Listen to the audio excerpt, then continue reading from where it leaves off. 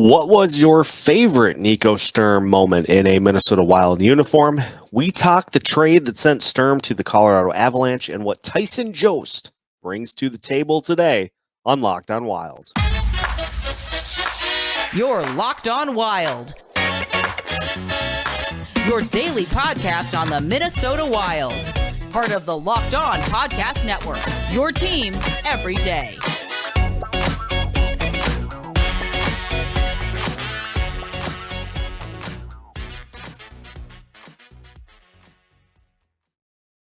What's happening, everybody? Welcome to another episode of Locked on Wild, your daily Minnesota Wild podcast, part of the Locked on Podcast Network, your team every day. Thank you for making Locked on Wild your first listen every day. And just as a reminder, Locked on Wild is free and available wherever you listen to podcasts. On today's episode of Locked on Wild, we dive deeper into the Nico Sturm trade that brought Tyson Jost to the Wild in exchange for Sturm heading to the Colorado Avalanche. We look at what led to Sturm being traded by the Minnesota Wild and what Jost brings to the table for the Wild as a piece potentially beyond this season. My name is Seth Topal, host of Locked on Wild, veteran Minnesota sports content producer with over a decade's worth of experience covering your favorite Minnesota sports teams and now focusing solely on the Minnesota Wild. Trade deadline continues to draw ever closer, and for the Wild, they did not wait, as yesterday, move was made in the afternoon to send Nico Sturm to the Colorado Avalanche in exchange for Tyson Jost. And it was interesting to get, some reaction right after the trade happened. And it is very, very indicative of how things have gone for this team over the last couple of weeks. In that you had this team that started off so well and at one point got to the top of the Western Conference standings for one day, but still did get to the top of the Western Conference standings.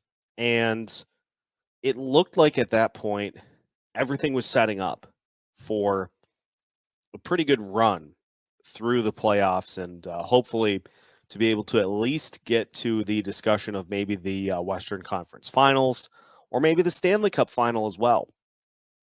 But then some injuries hit and inconsistency hit in several key areas.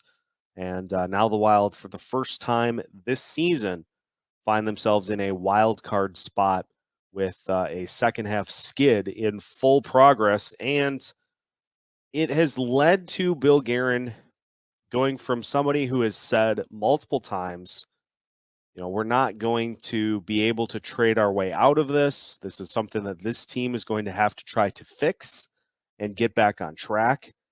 And it has led to Bill Guerin starting to make some moves to at least try to kind of shake things up in the near term. Some reaction from Guerin on the trade. Michael Russo tweeting these out yesterday. Bill Guerin calling the Sturm Jost trade a win-win. It featured a situation in which both players involved needed a little bit of a change of scenery. And we'll talk about Jost here in a second, but Guerin also mentioning that the Wild hope to tap into Jost's offensive potential and will give him a chance down the stretch. Not going to play tonight against the Bruins, but should get plenty of opportunity to show what he has, and that is as the losses pile up, that is the next step of the plan for this Minnesota Wild team, is to start to see who's in next year and who is not. And we talked about it in just trying to identify the core for this Minnesota Wild team. Had Nico Sturm in the not part of the long-term plans category. And not even a day later, he is on the way out. So not sure if this will be the only move that is made at the deadline, but Guerin did also mention in talking to the media that this wasn't necessarily a sign of more to come in the trades department, especially in the, getting rid of pieces department.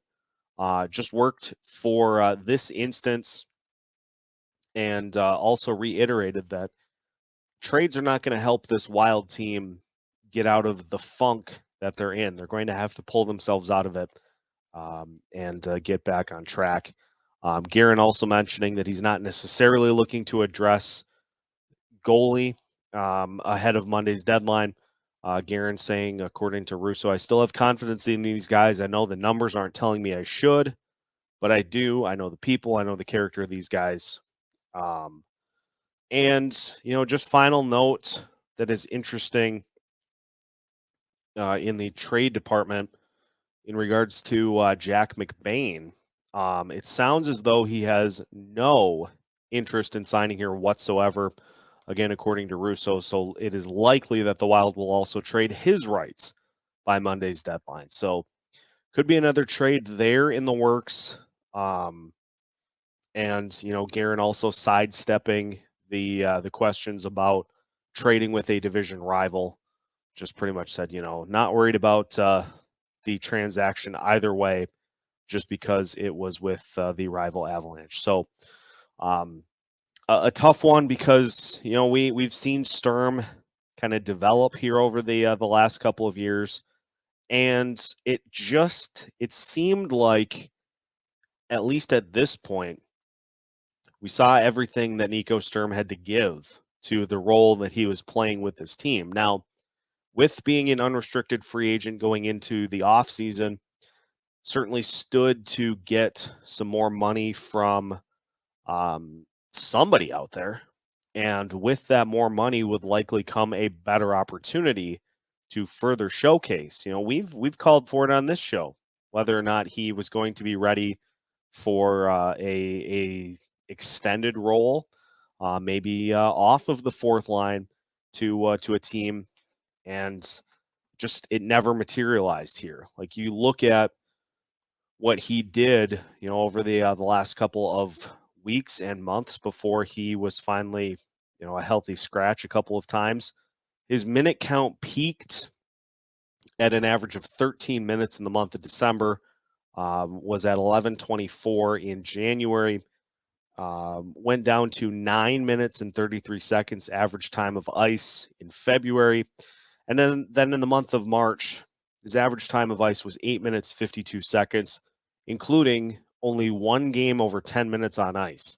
And so it just got to the point where we were seeing Nick Bjugstad get more play on that fourth line than Nico Sturm, because he wasn't really offering much in the way of scoring. Yes, he was winning faceoffs, but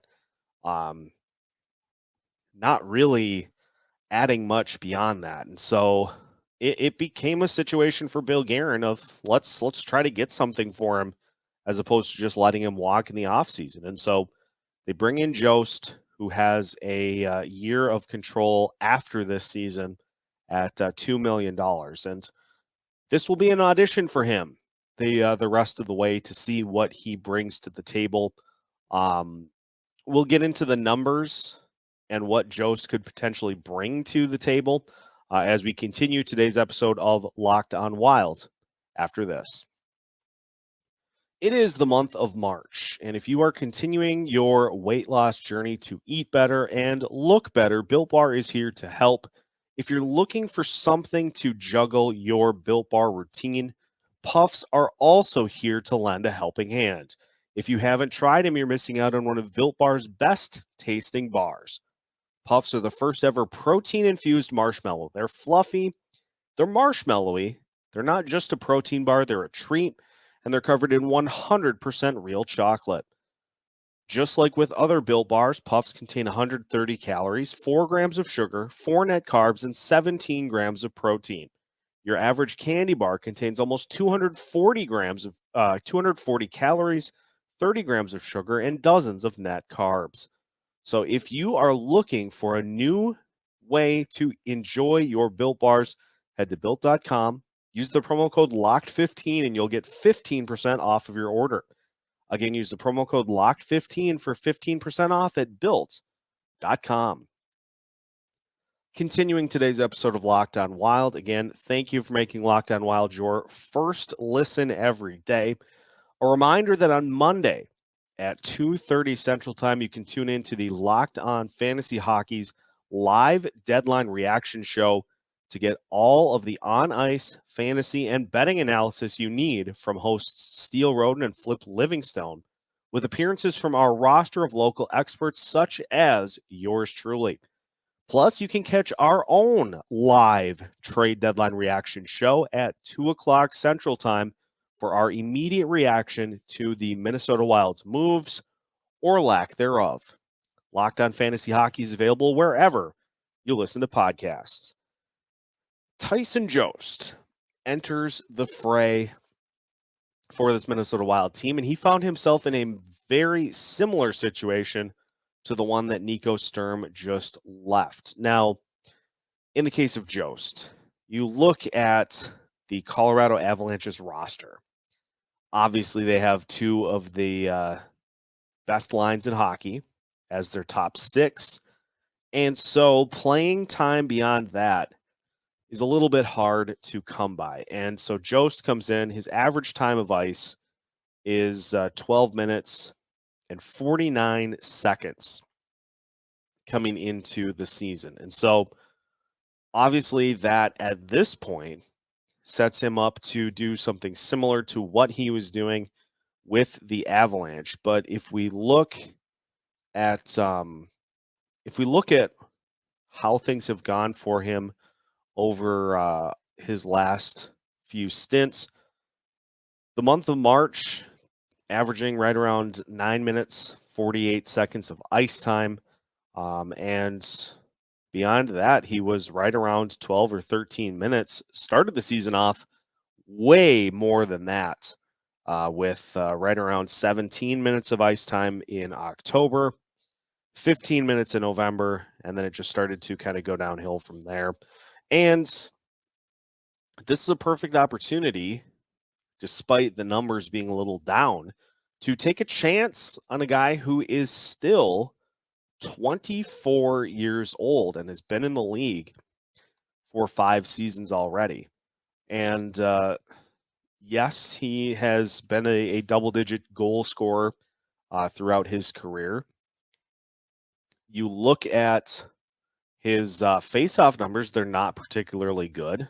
I mean, he's a 39% face-off winner this season, which is not great, but from what is being reported about this trade, somebody in the scouting department sees something that can be unlocked in Jost to where this was the preferred outcome instead of just letting Nico Sturm walk in free agency.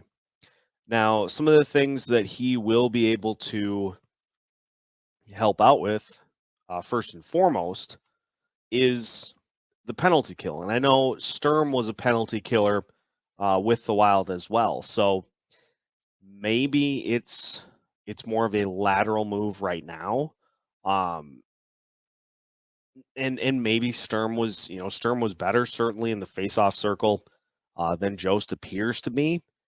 But at the end of the day, this is a move by Bill Guerin that is hinging entirely on a bounce back performance from Jost in a different situation than he was at with the Avalanche.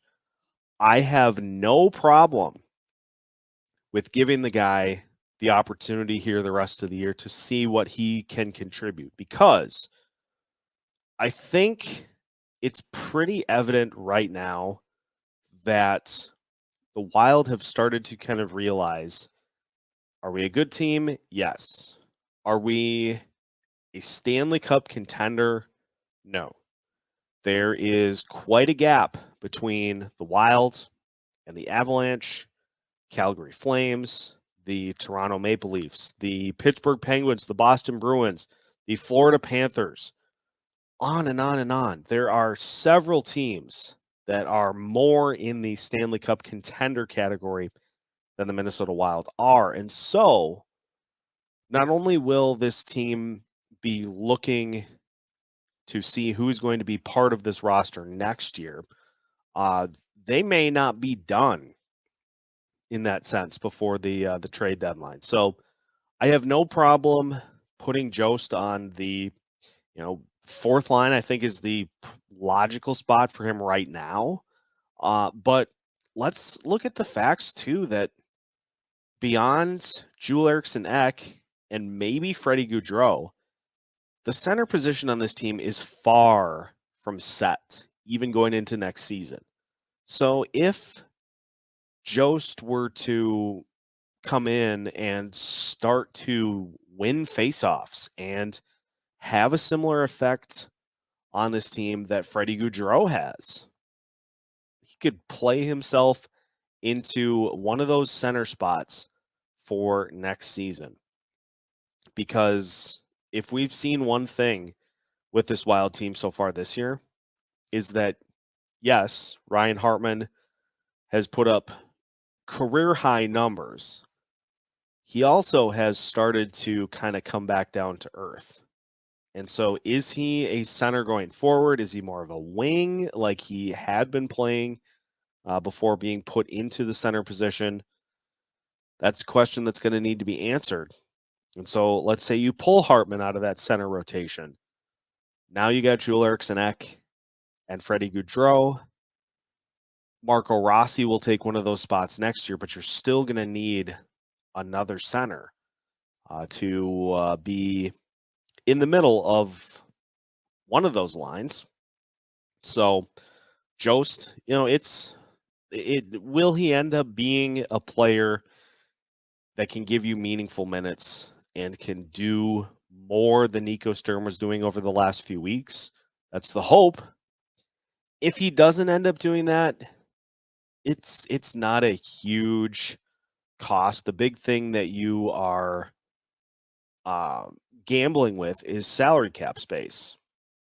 But he's only on the books through next year as well. And so it's not a huge roll of the dice for Bill Guerin. He is gambling on upside for a guy who was a first-round pick a few years ago, back in 2016. So he's gambling on a bounce back in a different situation, a team that can look at his skill set with a fresh set of eyes and can maybe get him to look a little closer to what the Avalanche were hoping he would be when they took him in 2016. So all about the upside with Tyson Jost. And if he can help turn around what has become widely one of the worst penalty kills in the NHL, that's enough for me.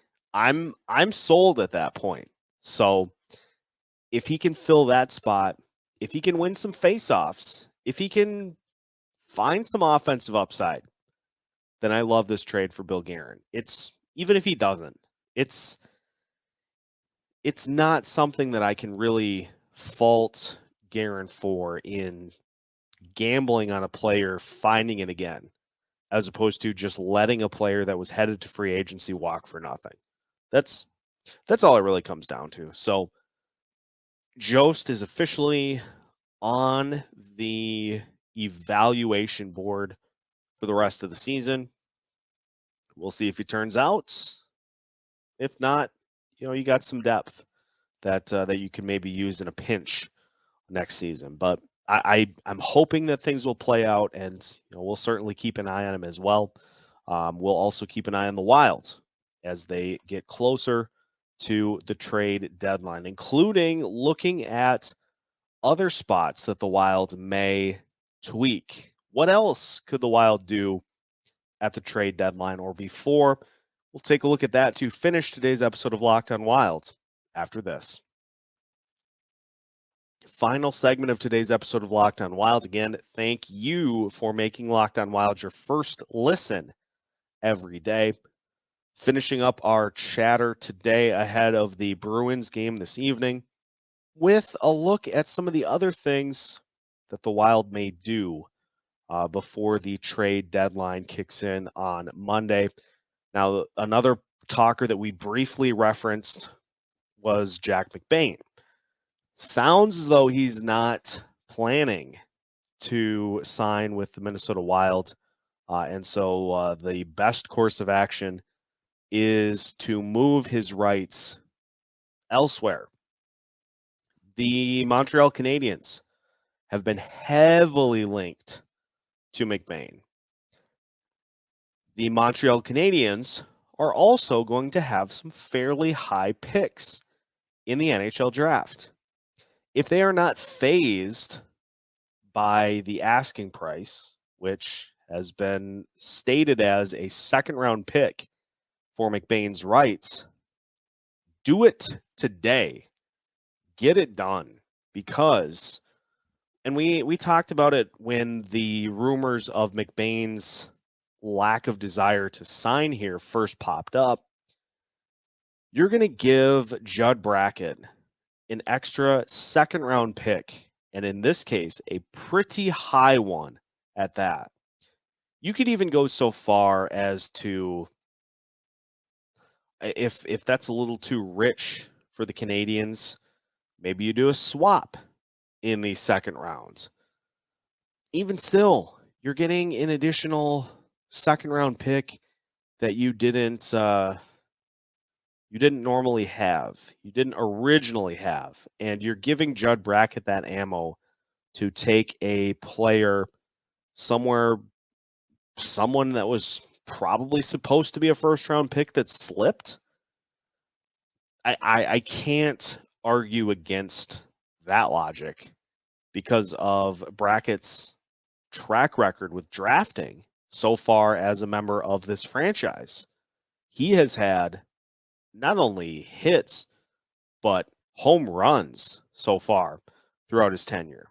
And that not only gives you the option to take some players who slide out of the first round, it also gives you some capital to move up, not only back into the first round, but to move higher up in the first round than you originally sit, which I think is why we're seeing Bill Guerin so reluctant to trade that first rounder that the Wild currently have, because you use that and you throw a second round pick with it, you could hop up a few spots and go get somebody that you really like, much like they did with Jesper Wallstedt in the first round last season. Could very well do that again for a defenseman or for another wing. Plenty of options for Judd Brackett. And so I think that is another trade that we will see before Monday's deadline, is that Jack McBain's rights will be traded. The Wild will recoup that additional pick.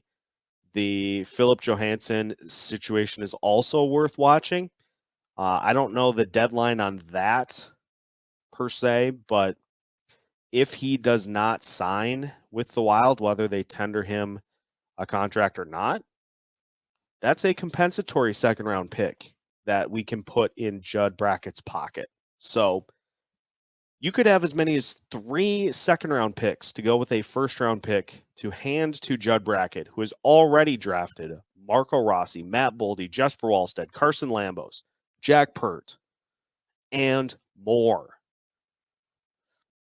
For a team that is going to be a little strapped in the salary cap department, that sounds like a winning move, in my opinion. So I think that would be would it be better to try to resolve things with McBain and to try to see if you can get him to sign? Of course it would. But if he doesn't want to sign here, there's no need to drag it out. Just get something back for his rights. Let Judd Brackett go to work. Lather, rinse, repeat. As far as other moves that the Wild make, it's going to be tough to see, because I don't get the sense at this point in the season with the team, they're still in a playoff spot as of right now. If they can get back on track, they could probably be a team that can keep a first-round series, depending on who they play, keep it competitive. But that's another issue that we have to talk about, and we'll get to it later in the week. is how the Wild have done against their divisional opponents, especially in the second half of the season. It has not been good. And those are the teams that you're going to look at playing in the playoffs. So that's a situation where it doesn't seem like it's trending in a good direction. So do the Wild try to get something for some other impending free agents that maybe you get a player, maybe you get a draft pick? Would you even get something if you decide, you know what, we're going to make Alex Goligoski available at the deadline? A veteran defenseman that could be maybe a bottom four pairing guy on a playoff team's D, and we'll eat some of the salary for this season, get a draft pick out of it. Maybe, but he also hasn't really helped his cause with his play over the past few weeks. So I don't know if you can even make that happen. But I don't get the sense that Guerin is going to majorly rock the boat during the season. Now, off season certainly is a better potential for that to happen because you're going to have to make some tough choices with the salary cap situation the way it is. So it probably makes way more sense to do that in the off season. But as for right now, I would say probably McBain, the Sturm trade already, obviously. And if it's a quiet deadline behind that, maybe add a player or just stay put. That's not going to surprise me at all, considering the trajectory that this team is currently headed on. You don't really have a whole lot of time before the deadline to fix it. You've got the Boston game tonight. You've got the Chicago game on Saturday. So even if you win those two games, if you're really fixed enough to where you can make the argument that this team is capable of a deep run, I don't know. So it's not going to surprise me at all if it's a relatively quiet deadline, although I did not really expect Nico Sturm to get traded. So who's to say that Bill Guerin doesn't have a few things up his sleeve? And we will keep an eye on that. If anything does happen, we will, of course, have you covered there. But that is going to wrap it up for today's episode of Locked on Wild. And now that your first listen of the day is done, make sure your second listen of the day is the Locked on Fantasy Hockey podcast. Hosts Steele Roden and Flip Livingstone help you become the expert of your fantasy league.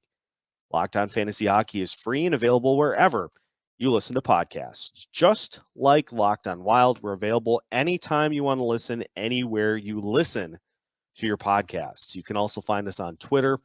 Make sure to check out at Locked on Wild for the Locked on Madness tournament, currently in the Sweet 16. So make sure to check out and vote for your favorite Wild players as we navigate through the bracket. We will keep you up to date on all things Minnesota Wild, because if a trade happens, if big news drops or a puck drops anywhere in the state of hockey, Locked on Wild has you covered with new episodes every Monday through Friday as part of the Locked On Podcast Network.